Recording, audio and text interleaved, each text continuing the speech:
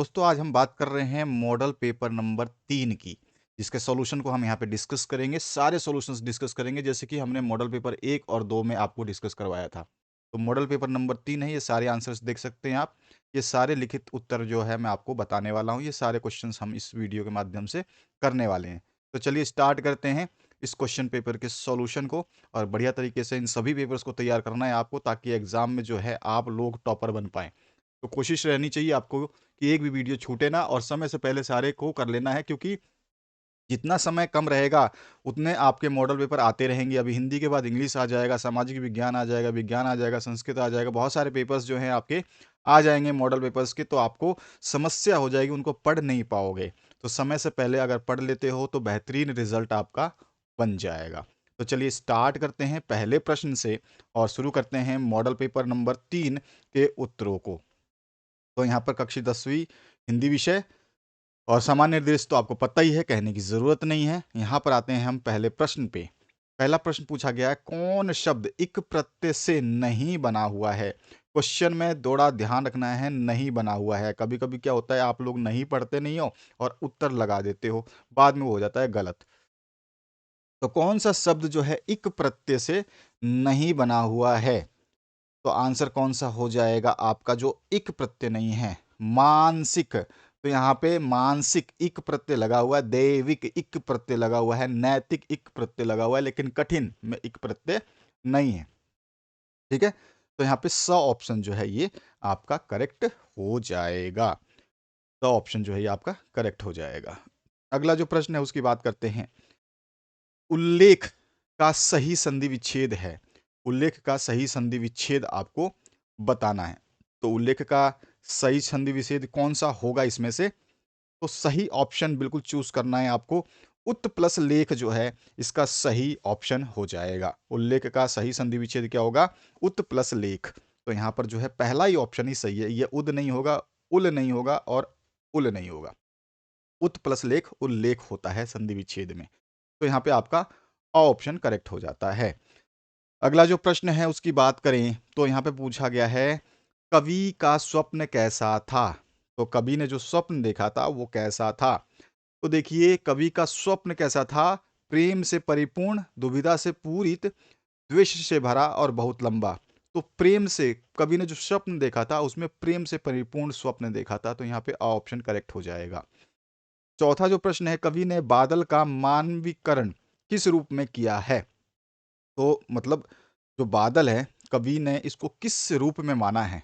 तो बादल को जो है कवि ने माना है किस रूप में, बच्चे के रूप में, घोड़े के रूप में, बगुले के रूप में, इसमें से कोई नहीं। तो बच्चे के रूप में जो है कवि ने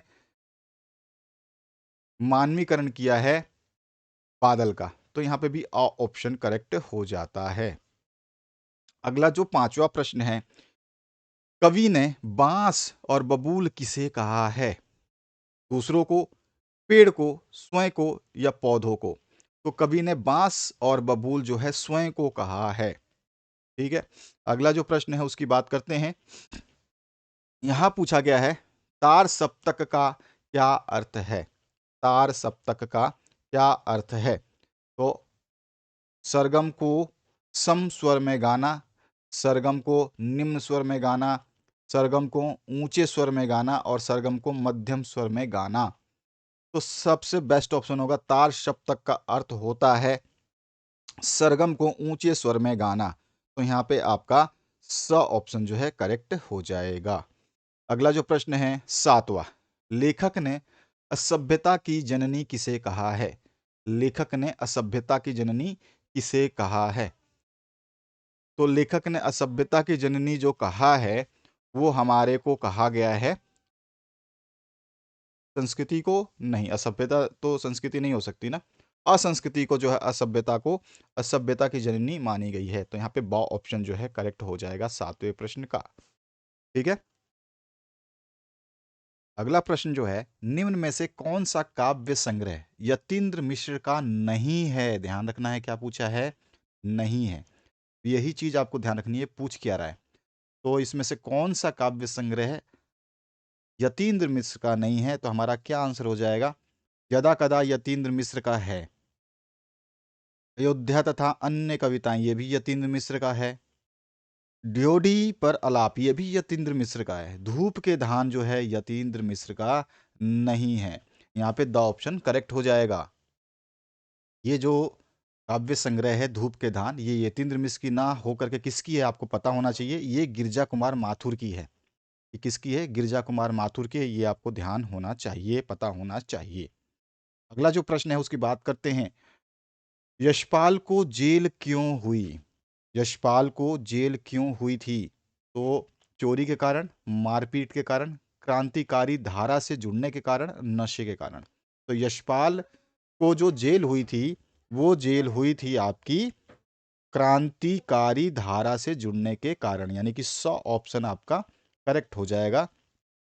ठीक है, तो 100 ऑप्शन जो है इसमें करेक्ट होने वाला है आपका।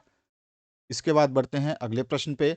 निम्न में से कौन सा कहानी संग्रह स्वयं प्रकाश का नहीं है? फिर से आपको ध्यान देना है, स्वयं प्रकाश का नहीं है।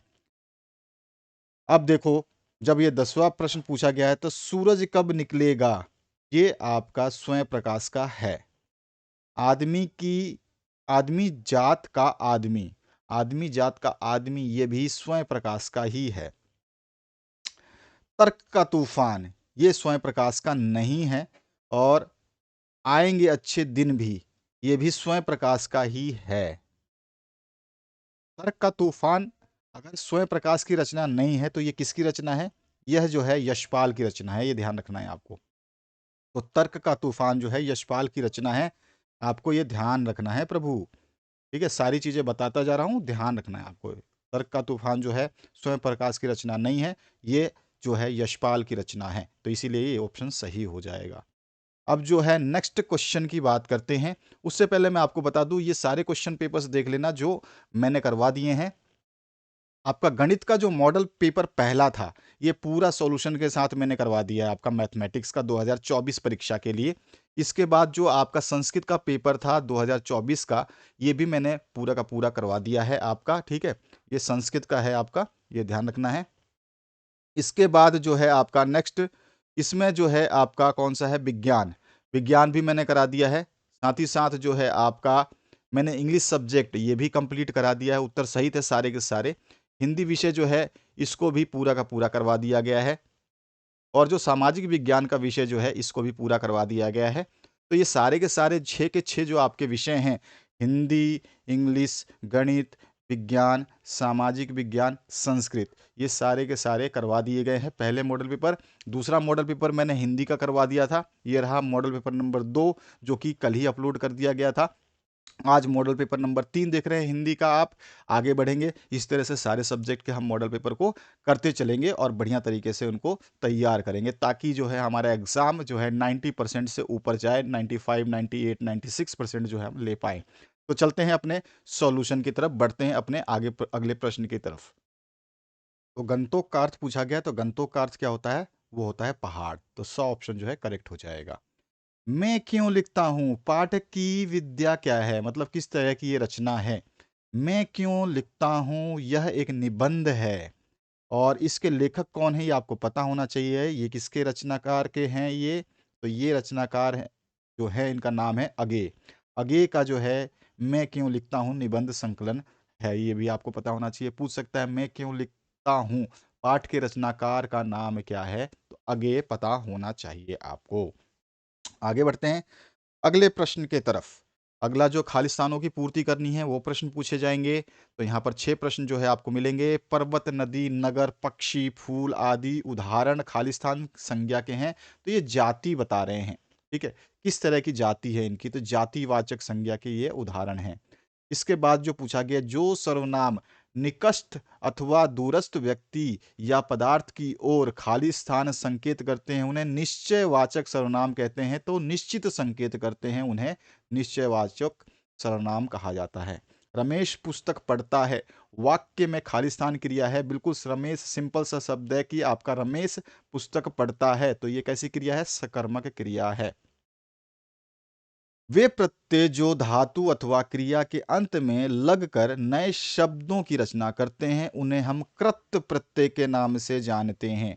इसके बाद अगला जो प्रश्न है इसमें पूछा गया है, व्यंजन का स्वर से या व्यंजन से योग होने को खालिस्थान संधि कहते हैं, तो हम व्यंजन संधि के नाम से इसको जानते हैं। इसके बाद जो अगला प्रश्न है उसकी बात करते हैं। यहां पूछा गया है आपसे, जो प्रत्यय संज्ञा सर्वनाम विशेषण के अंत में लगने के बाद नए शब्दों की रचना करते हैं, उन्हें खालिस्थान प्रत्यय कहते हैं, उन्हें हम तदित प्रत्यय कहते हैं। अगला जो प्रश्न है उसकी बात करते हैं। यहाँ पर अपठित जो है आपको दिया गया है गद्यांश, एक गद्यांश मिलेगा, एक पद्यांश मिलेगा, ठीक है। अपठित जो है एक एक मिलेंगे आपको। इसको पढ़ने के बाद आपको प्रश्नों के उत्तर देने हैं। यहाँ पर देख सकते हैं, आधुनिक काल में भी नारी एक बार फिर से अपनी पूरी क्षमता, शक्ति और साहस के साथ समाज में दिखाई देने लगी है। आधुनिक युग कौन सा है? ये वाला हमारा आधुनिक युग चल रहा है। तो इसके बारे में ये पैराग्राफ जो है आपको देखना है। यहाँ तक ये पैराग्राफ दिया गया है। इसके बाद जो है यहाँ से शुरू है और यहाँ तक आपका खत्म हो जाता है। पहला प्रश्न जो है, प्रस्तुत गद्यांश का उचित शीर्षक। जिस हिसाब से हम पढ़ रहे हैं तो हम कह सकते हैं कि यहाँ पे आधुनिक नारी जो है इसका सही शीर्षक हो सकता है, या फिर साहसी नारी भी लिख सकते हैं, या शिक्षित नारी भी लिख सकते हैं। इस तरह का ये शीर्षक कोई सा भी इसका हो सकता है, ठीक है। किसके कहने से महिलाएं घर बार छोड़ आज़ादी की लड़ाई के लिए निकल पड़ी, लिखिए। किसके कहने से? तो हमारे पास क्या आंसर हो जाएगा? यहाँ पे देखोगे आप कि देखो, हर चीज़ को आपको जब जब तक पढ़ोगे नहीं तब तक आपको पूरा का पूरा समझ में नहीं आएगा। तो एक बार ज़रूर पढ़ना है आपको, और आपका जो पैराग्राफ आता है वो बहुत ही सही सटीक आता है, ठीक है। ज़्यादा इसमें वो नहीं है। अब देखो इसमें जो है किसके कहने से, तो गांधी जी के एक आह्वान पर न जाने कितनी महिलाएं घर बार छोड़कर देश की आज़ादी के लिए संघर्ष करने निकल पड़ी। तो किसके कहने पर? तो महात्मा गांधी जी के कहने पर आज़ादी की लड़ाई के लिए निकल पड़ी, ठीक है। अगला जो प्रश्न है इसमें, आज़ादी की लड़ाई में कौन-कौन शामिल हुई, बताइए। तो आज़ादी की लड़ाई में जो है आप देख सकते हो, भिकाजी कामा, सरोजिनी नायडू, अरुणा, आसफ अली, कैप्टन लक्ष्मी सहगल आदि बहुत सारे नाम आपके ज़हन में आते जाएँगे। जिसने क्या है, आप आज़ादी की लड़ाई का उदाहरण लीजिए, जो ये सब है, ठीक है। इसके बाद वर्तमान नारी में समाहित गुणों को बताइए। वर्तमान नारी में जो क्या-क्या चीज़ें समाहित हैं, तो हम कह सकते हैं वर्तमान नारी में जो है बहुत सारी चीज़ें समाहित है, जिसमें क्या-क्या हो सकता है। तो देखो यहाँ पैराग्राफ में हर चीज़ लिखी गई है, बस आपको ना पैराग्राफ को थोड़ा-सा समझना है, ठीक है। इसमें देखो, इसमें क्षमता है, पूरी शक्ति है, ठीक है, साहस है, ये सारे के सारे गुण जो है इसमें आपको दिखाई देते हैं, ठीक है। ये आपके गुण आ जाएँगे यहाँ से। अब पुरुषों के साथ कंधे से कंधा मिलाकर आज़ादी की लड़ाई में किस वर्ग की नारी ने साथ दिया? यहाँ पे 6 प्रश्न पूछे जाएंगे, ध्यान रखना है पैराग्राफ आपका 6 नंबर का होगा। तो यहाँ पर जो है, यहाँ पर देखोगे तो यहाँ पर आपको सब कुछ मिल जाएगा। चाहे वो गरीब हो, अमीर हो, सभी वर्गों की नारियों ने पुरुषों के साथ कंधे से कंधा मिलाकर के आज़ादी की लड़ाई में संघर्ष के लिए बाहर निकली। यानी कि सभी वर्गों की नारियां जो है वो आज़ादी की लड़ाई के लिए बाहर निकली। तो इसका मतलब हमारे पास ये सारे आंसर्स हो गए। गुलामी शब्द का विपरीतार्थक शब्द जो है गद्यांश से छांट करके लिखना है। गुलामी शब्द का विपरीत अर्थ जो है वो क्या हो जाएगा? तो वो हो जाएगा आज़ादी। तो हमने देखा यहाँ पर आज़ादी देखने को मिलता है, ये रहा, ठीक है ना। तो ये प्रश्न का उत्तर हो गया। तो इस तरह से प्रश्नों के उत्तर हमें देने हैं। समझ में आ गया होगा, गद्यांश मैंने समझा दिया। तो ये रहे इसके उत्तर। पहले प्रश्न का उत्तर ये है, फिर दूसरे प्रश्न का उत्तर जो मैंने आपको बताया, तीसरा प्रश्न है, चौथा प्रश्न है, पांचवा प्रश्न है और छठा प्रश्न है। इसके बाद आइए, आपको मिलेगा एक अपठित पद्यांश, यानी कि कविता मिलेगी आपको, जो आपने कभी पढ़ी नहीं होगी। अब इसको आपको देना है उत्तर। ये भी 6 अंक का है भाई साहब आपका, ठीक है। तो यहाँ पर जो है, अरुण यह मधुमय देश हमारा, ठीक है। इस तरह का पद्यांश देख लिया होगा, यहाँ से लेकर के यहाँ तक है, ज़्यादा बड़ा पद्यांश नहीं है और अच्छा पद्यांश है। प्रस्तुत पद्यांश का उचित शीर्षक क्या होगा जब आप इसको पढ़ोगे? तो इसमें हम कह सकते हैं मधुमय देश हमारा हो सकता है, या भारत का प्राकृतिक सौंदर्य हो सकता है, या प्यारा भारतवर्ष हो सकता है। जब इसको पढ़ोगे तो आपको ऐसा महसूस होगा कि भारत के बारे में जो है भारत की चीज़ें बताई जा रही हैं। इसमें प्यारे भारतवर्ष के बखान किया गया है, प्राकृतिक सौंदर्य का बखान किया गया है, ठीक है। तो भारत का प्राकृतिक सौंदर्य, या मधुमय देश हमारा, या मधुमय भारत हमारा। तो इस तरह से आप इसका कोई भी एक शीर्षक लिख सकते हैं। अगला जो प्रश्न है, कवि ने भारत देश की क्या विशेषताएं बताई हैं, ठीक है। यहाँ पर सभी अगर हम देखेंगे तो हमारा देश जो है वो कैसा है? तो जो है हमारा देश जो है ये अति सुंदर, करुणाशील और अतिथि देवो भव की परंपरा निभाता है। कवि ने ये विशेषताएं इसकी बताई है। ठीक है, आगे पढ़ते हैं। हेम कुंभले उषा सवेरे पंक्ति का क्या तात्पर्य है? बरसाती आंखों के बादल पंक्ति में भारत की किस विशेषता को बताया गया है?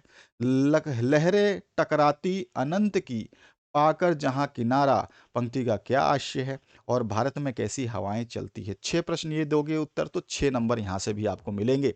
तो ये रहे 6 प्रश्नों के उत्तर। पहला प्रश्न का उत्तर, दूसरा प्रश्न, तीसरा प्रश्न, चौथा प्रश्न, पांचवा और छठा प्रश्न का उत्तर है ये। इसके बाद आइए खंड ब शुरू होगा, जो आपको 14 अंक देगा। खंड ब से आपको 14 अंक मिलेंगे, जिसमें 7 प्रश्न जो है 2-2 नंबर के पूछे जाएंगे आपको। पहला जो है, बाल गोविंद भगत किस प्रकार के व्यक्तियों को अधिक स्नेह का पात्र मानते थे और क्यों? तो बाल गोविंद भगत कमजोर, असहाय, बीमार, गरीब आदि प्रकार के व्यक्तियों को अधिक स्नेह का पात्र मानते थे। उनकी समझ में ऐसे आदमियों को ज्यादा प्यार और देखभाल की आवश्यकता होती थी, इसलिए। है ना? तो क्यों पूछा है, तो इसलिए हम बता देंगे। इसके बाद है, आर्थिक स्थिति खराब हो जाने पर व्यक्ति के स्वभाव और विचारों में भी परिवर्तन आ जाता है। एक कहानी यह भी पाठ के आधार पर बताइए। और ये एक कहानी यह भी पाठ के आधार पर बताने की जरूरत नहीं है। अगर इंसान की आर्थिक स्थिति, चाहे आपके घर की आर्थिक स्थिति खराब हो जाए, तो बहुत सारी चीज़ें जो है प्रॉब्लम क्रिएट हो जाती हैं। चाहे वो आपकी आर्थिक स्थिति जब खराब होगी, तो आपको महसूस होगा कि आर्थिक स्थिति खराब होने से जो है हमारे व्यक्ति के स्वभाव में भी और विचारों में भी परिवर्तन आ जाता है। तो आर्थिक स्थिति खराब हो जाने पर व्यक्ति की प्रसन्नता, यानी कि जो प्रसन्न रहता है, तो पैसे नहीं है तो कैसे चलेगा, रोजगार नहीं चलता है, तो व्यक्ति की प्रसन्नता, उदारता और सदास्यता, जो सदास्यता होती है ना, वो भी नष्ट हो जाती है। वह संकुचित, कंजूस और शक्की हो जाता है। ठीक है, ऐसा व्यक्ति सद्भावनाओं से रहित होकर के क्रोधी, अहंवादी, अहमवादी मतलब मैं ही मैं, मतलब उस समय पैसे तो है नहीं, तो अब क्या करेगा बेचारा, प्रतिष्ठा की झूठी शान रखना आदि विरोधी भावनाओं से ग्रस्त हो जाता है। कवि की आंख किससे नहीं हट रही और क्यों? तो कवि की आंख जो है फागुन माह के सौंदर्य से नहीं हट रही है। ठीक है ना, यही बताओगे आप। तो कवि की आंख फागुन माह की सौंदर्यमयी शोभा से नहीं हट रही हैं, क्योंकि पेड़ पौधों की डालियां हरे पत्तों से लद गई हैं और उन पर रंग बिरंगे फूलों की आभा फैल रही है। वे अपनी हरितिमा और लालिमा दर्शाती हुई प्रतीत हो रही हैं। इसलिए कवि की आंखें जो है किससे नहीं हट रही है? फागुन माह की सौंदर्यमयी शोभा से नहीं हट रही हैं। अगला जो प्रश्न है, गोपिया गोपियों ने जो है उद्धव को बड़भागी क्यों बताया है? तो गोपियों ने उद्धव को बड़भागी इसलिए बताया है क्योंकि वे प्रेम बंधन से सर्वथा उसी प्रकार मुक्त रहे हैं, जिस प्रकार कमल का पत्ता जल में रहने पर भी जल से प्रभावित नहीं होता है, ना सड़ता है ना गलता है। उसी प्रकार उद्धव श्री कृष्ण के साथ जो है सागिन्य पाकर, यानी कि उनका साथ पाकर भी उसके प्रेम से जो है अप्रभावित रहते हैं। तो ये जो है बड़भागी बताया गया है, क्योंकि गोपियां तो कृष्ण से प्रेम करती हैं, तो वो बड़भागी नहीं है, वो अपने आप को दुर्भागी समझती हैं कि कृष्ण का प्रेम तो करती हैं लेकिन कृष्ण के साथ नहीं रह पाती हैं। और जो कृष्ण के साथ रहता है उस वो कृष्ण से प्रेम नहीं कर पाता है, तो इसीलिए उसको बड़भागी कहा गया है। माता का आंचल पाठ में निहित संदेश को अपने शब्दों में लिखिए। इसमें अपने शब्दों में लिखना है कौन सी संदेश जो दी जाएगी। तो माता का आंचल पाठ में निहित संदेश को अपने शब्दों में लिखना है हमें। माता का आंचल पाठ के माध्यम से संदेश दिया गया है कि एक बच्चे के लालन पालन में माता पिता दोनों बराबर का योगदान होता है। ठीक है, दोनों का बराबर का योगदान होता है। भले ही बच्चे दिन भर पिता के साथ रहे, परंतु जब भी कोई संकट की घड़ी आती है, तब वह भागकर अपनी माँ के पास ही जाता है। उसे माँ के आंचल में ही शांति व सुकून मिलता है। तो ये संदेश जो है निहित है इसमें, और यही हम लिखेंगे। एक दिन मैं एक दिन मैंने हिरोशिमा पर कविता लिखी। लेखक की अनुभूति अपने शब्दों में लिखिए। जो ये लाइन उसने लिखी है, तो उसकी अनुभूति क्या थी? तो भैया, लेखक ने हिरोशिमा की सड़क पर घूमते हुए जो है एक पत्थर पर मानव आकार छाया देखी। मानव आकार की, यानी हमारे जैसे मानव की कोई छाया देखी पत्थर के ऊपर पड़ी हुई, और अनुभव किया कि यह परमाणु बम की किरणों से झुलस गया मानव होगा। ठीक है ना? तो लेखक के हृदय में भावनात्मक आकुलता का दबाव बना और उसे संवेदात्मक प्रत्यक्ष अनुभूति हुई, और तब उसने सहसा हिरोशिमा कविता जो है लिखी। ठीक है, तो हिरोशिमा पे मैंने हिरोशिमा कविता लिखी। तो इसकी अनुभूति ये कहती है। तूल देना मुहावरे का अर्थ बताते हुए वाक्य प्रयोग। तूल देना मतलब व्यर्थ में अधिक महत्व देना, किसी चीज को, किसी बात को ज्यादा महत्व देना। वाक्य में प्रयोग कर सकते हो, आजकल अखबार वाले हर छोटी मोटी घटनाओं को व्यर्थ में तूल देते हैं। आप देखते हो कोई सेलिब्रिटी है, उसने ये ड्रेस पहन ली, उसको तूल दे दिया। अब सीमा हैदर पाकिस्तान भाग गई, उसको तूल दे दिया। लेना देना कुछ नहीं है, बस तूल दे रहे हैं, खींच रहे हैं जबरदस्ती जबरदस्ती, खबर तो है नहीं। तो यही सब ये काम करते हैं, यही होता है तूल देना। खंड स जो है, काशी में संगीत आयोजन की एक प्राचीन एवं अद्भुत परंपरा। अब ये जो है पठित है, आपके ध्यान रखना है, आपके बुक से है ये पठित है। एक काव्यांश इसमें अथवा ऑप्शन भी मिलेगा, एक काव्यांश आएगा और एक गद्यांश आएगा। तो ये भी आपको 4-4 अंक के रहेंगे, इसमें अथवा ऑप्शन मिलेगा आपको। अब देखो यहाँ पे अथवा भी है आपका, ठीक है। तो आप दोनों में से कोई भी कर सकते हो। यहाँ पर चार प्रश्न इसमें पूछे गए। काशी की प्राचीन एवं अद्भुत परंपरा किसे कहा गया है? काशी में हनुमान जयंती पर क्या होता है?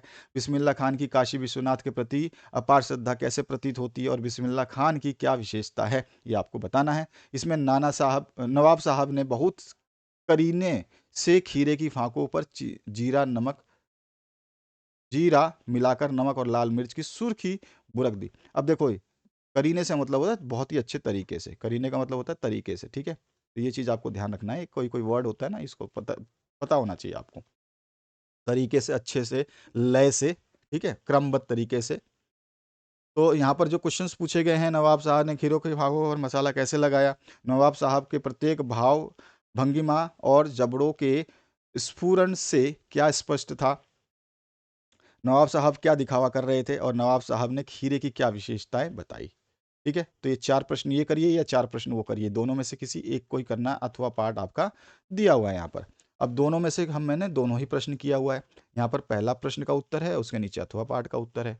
उसके बाद आइए नेक्स्ट क्वेश्चन पे। प्रस्तुत पठित पद्यांश यानी कि कविता दे दी गई है, ठीक है। अब यहाँ पर जैसे आप ये पढ़ोगे तो आपको समझ में आ जाएगा कि कहाँ से लिया गया है। क्लियर हुआ ना? इसके बाद जो है, इससे 4 प्रश्न पूछे जाएंगे। तो 4 प्रश्न जो है ये पूछे गए हैं, ठीक है। 4 प्रश्न ये पूछे गए हैं। इसी में अथवा पाठ भी है, अगर आप ऊपर वाला नहीं करना चाहते तो ये अथवा पाठ भी कर सकते हो आप। छोटे से जीवन की कैसे बड़ी कथाएं आज कहूँ, ठीक है, ये वाला है। तो इसमें भी कुछ पंक्तियां हैं, इसमें भी कुछ पंक्तियां हैं। तो आपको जो अच्छा लगता है, जो समझ में आएगा उसको करना है। दोनों के उत्तर मैं दूंगा आपको। तो इसमें भी 4 ही प्रश्न पूछे गए हैं, ठीक है। पहले वाले ऊपर वाले के 4 उत्तर तो यहाँ पर आप देख सकते हैं।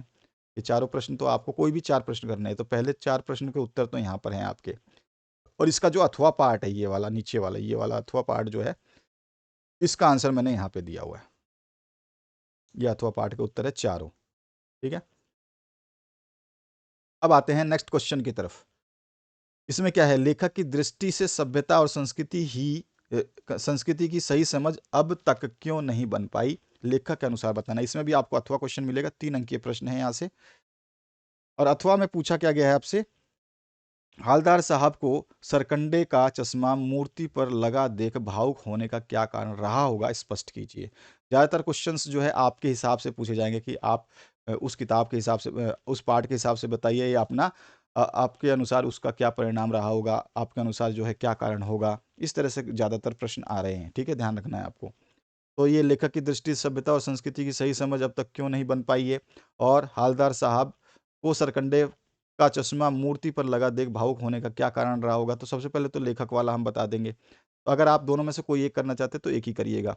इसके बाद में अथवा वाला पार्ट अगर आप करना चाहते हैं तो अथवा वाला पार्ट का भी मैंने उत्तर दिया हुआ है। तो पार्ट सारे आपको करवा रखे हैं। फसल कविता में निहित मूल भाव को व्यक्त करना है आपको, या फिर अथवा में दिया गया है आपसे कि उत्साह कविता का केंद्रीय भाव क्या है, ये आपको बताना है। तो सबसे पहले फसल का मूल भाव जो है क्या हो सकता है वो मैंने बताया है, ठीक है, ये आंसर हो जाएगा इसका। और इस तरह से इसका अथवा पार्ट जो है, इसमें आपका नेक्स्ट जो फसल कविता के बाद में जो आपसे पूछा क्या गया है, उत्साह, उत्साह कविता का मूल भाव क्या होगा, ये भी आप बता सकते हैं। इसके बाद खंड द जो शुरू होता है, ये 4 अंक के प्रश्नों का शुरू होगा। निराला के बहुआयामी कृतित्व और व्यक्तित्व, या फिर लेखक स्वयं प्रकाश के कृतित्व और व्यक्तित्व को लिखना है। या तो निराला का लिखना है, ठीक है, या फिर आपको स्वयं प्रकाश का लिखना है। मैंने दोनों का ही दे रखा है यहाँ पर, तो आपको घबराने की जरूरत तो है नहीं। ये निराला जी का है, ठीक है, इसी का अथवा पाठ भी किया हुआ है, तो किसी एक का ही करना होगा आपको। और ये स्वयं प्रकाश का नीचे दिया हुआ है। अब लॉन्ग स्टॉक में घूमते हुए चक्र को देख करके लेखक को पूरे भारत की आत्मा एक सी क्यों दिखाई दी। और अथवा में फिर से क्वेश्चन पूछा गया है, हिरोशिमा की घटना विज्ञान का भयानतम दुरुपयोग है, आपकी दृष्टि में विज्ञान का दुरुपयोग कहाँ कहाँ और किस प्रकार हो रहा है, आप जो है बता सकते हैं। तो दोनों में से कोई एक करना है। पहले प्रश्न का उत्तर जो है आप यहाँ से लॉन्ग स्टॉक में घूमते समय क्या हुआ था, क्योंकि हम जानते हैं कि ये जो है आज भी अंधविश्वास और धार्मिक आस्थाओं के हिसाब से जो है हमारी सारी मान्यताएं जो हैं एक जैसी बनी हुई हैं, और जो है इसी मान्यताओं की वजह से जो है हम पूरे भारत को जो है एक सूत्र में बांध के रखते हैं। यही चीज़ इसमें लॉन्ग स्टॉक में घूमते चक्र में लेखिका को पूरे भारत की आत्मा एक सी दिखाई दी, उसको यहाँ पे व्यक्त किया गया है। इसके अथवा पाठ की बात करेंगे तो यहाँ पर किस तरह से दुरुपयोग हो रहा है, ठीक है, तो ये हम बता सकते हैं, इसका आंसर यहाँ से हम नोट कर सकते हैं, ठीक है। इसके बाद जो अगला प्रश्न है उसकी बात करते हैं।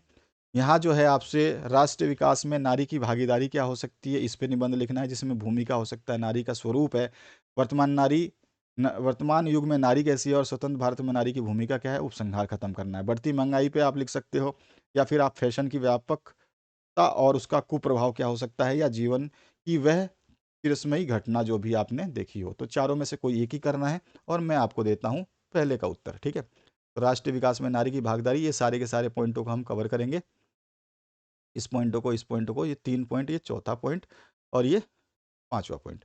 सबसे पहले नारी की भूमिका बता देंगे, नारी का जो है स्वरूप कैसा है भारतीय नारी का वो बताएंगे, साथ ही साथ जो है हम बताएंगे वर्तमान युग में नारी और फिर स्वतंत्र भारत में नारी की भूमिका क्या है, और उसके बाद जो है उपसंहार।